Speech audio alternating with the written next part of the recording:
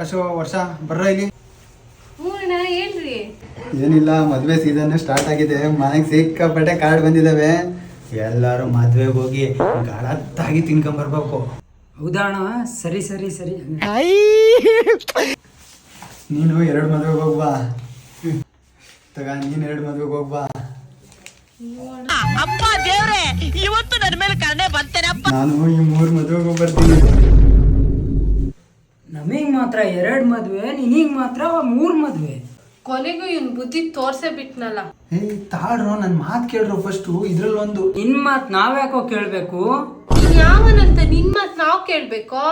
ನಾನ್ ನಿನ್ನ ಯಜಮಾನ ಫಿಲಂ ವಿಷ್ಣುವರ್ಧನ್ ಅಂತ ತಿಳ್ಕೊಂಡಿದ್ನಲ್ಲೋ. ನೋಡಿದ್ರೆ ನಮ್ಗೆ ಸೂರ್ಯ ವಂಶದ ಗಸಗಸೆ ಪಾಯಸನ ಕುಡ್ಸಕ್ ಬರ್ತಿದಾನಲ್ಲೋ. ತಡಿರೋ, ನನ್ ಮಾತ್ ಕೇಳ್ರು 1 ನಿಮಿಷ. ನಾನೆಲ್ಲ ಗೊತ್ತಾಗ್ಬಿಡ್ತು ಕಣೋ. ನಮ್ಮ ಆಸ್ತಿಯಲ್ಲಿ ಎಕ್ಸ್ಟ್ರಾ ಪಾಲ್ ಹೊಡಿಬೇಕಂತಾನೆ ಕಾಯ್ತಾ ಇದೆಯಾ ನೀನು? ಇವತ್ತೊಂದು ತೀರ್ಮಾನ ಆಗ್ಲೇ ಬಿಡ್ಬೇಕು. ಈ ಮನೆ ನೀನ್ ಇರ್ಬೇಕು, ಇಲ್ಲಾಂದ್ರೆ ನಾವಿರ್ಬೇಕು. ನಾನೇ ಇರ್ತೀನಿ ಮನೆಯಲ್ಲಿ. ಇಲ್ಲಪ್ಪ, ಅವೆಲ್ಲ ಆಗಲ್ಲ. ಮತ್ ನನ್ ಮಾತ್ ಕೇಳ್ರು 1 ನಿಮಿಷ.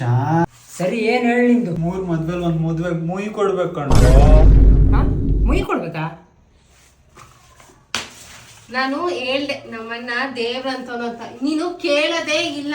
ಸರಿಯಣ್ಣ, ನೀನು ಹೋಗ್ಬಾ, 3 ಮದ್ವೆಗೂ ಹೋಗ್ಬಾ. 3 ಬಿಟ್ಟು ನಿಂತ್ ಬಿಟ್ಟವ್ರಣ್ಣ. ಮಾನ ಮರ್ಯಾದೆ ಏನೂ ಇಲ್ಲ.